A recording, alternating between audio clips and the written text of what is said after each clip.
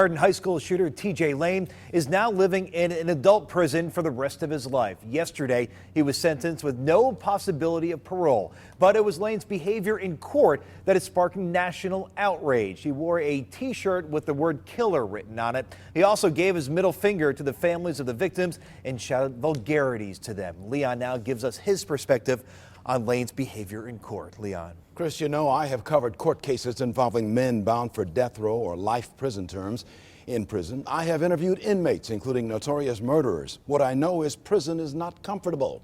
The young man who spouted vulgarities and evil to families of the high school students he killed and wounded in Chardon is bound for the concrete and steel of prisons, heavy with locks and no keys in inmates' pockets.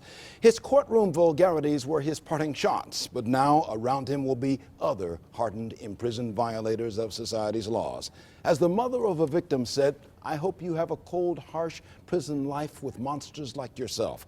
In shackles, Lane was pulled out of Geauga County Jail today, bound for prison without his killer shirt. His new shirt bears a number instead. I will not think of the gunman. The prisons, cold and bleak, filled with other violent men, will do that.